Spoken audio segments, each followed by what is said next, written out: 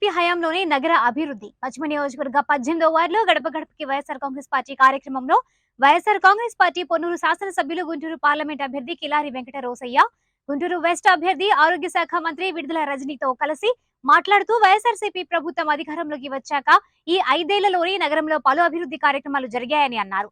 నగరంలో ప్రధానమైన రహదారులు నిర్మాణం చేశామని, టీడీపీ హయాంలో నిర్లక్ష్యంగా వదిలివేసిన గాంధీ పార్కును అభివృద్ధి చేసి సుందర నందనవనంగా తీర్చిదిద్దామన్నారు. ఇన్నర్ రింగ్ రోడ్ లో శిల్పారామం అభివృద్ధి చేసి ప్రారంభించామన్నారు. కోట్లాది రూపాయలతో కూరగాయల మార్కెట్ భవన నిర్మాణానికి శ్రీకారం చుట్టామన్నారు. గుంటూరు వెస్ట్ ఎమ్మెల్యే మద్దాలగిరి మాట్లాడుతూ సంక్షేమంతో పాటు అభివృద్ధి సమపాళ్లలో జరగాలంటే వైఎస్ఆర్సీపీకి ఓటు వేసి గెలిపించాలని కోరారు.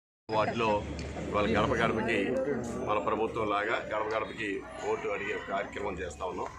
మరి మంత్రివర్యులు పశ్చిమ నియోజకవర్గ అభ్యర్థి శ్రీ విడుదల రజనీ గారి ఆధ్వర్యంలో కూడా ఈ కార్యక్రమం చేస్తూ ఉన్నాం.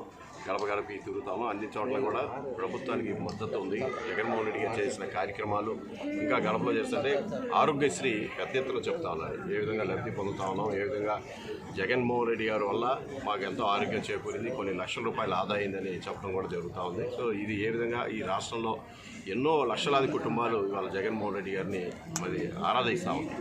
అందుకనే రేపు రాబోయే రోజు తప్పకుండా జగన్మోహన్ రెడ్డి గారు మళ్ళీ ముఖ్యమంత్రి కాబోతున్నారు. గుంటూరు పశ్చిమ నియోజకవర్గంలో రజనీ గారు, అలాగే పార్లమెంట్ అభ్యర్థిగా నేను కూడా అఖండ మెజార్టీతో గెలవబోతాను.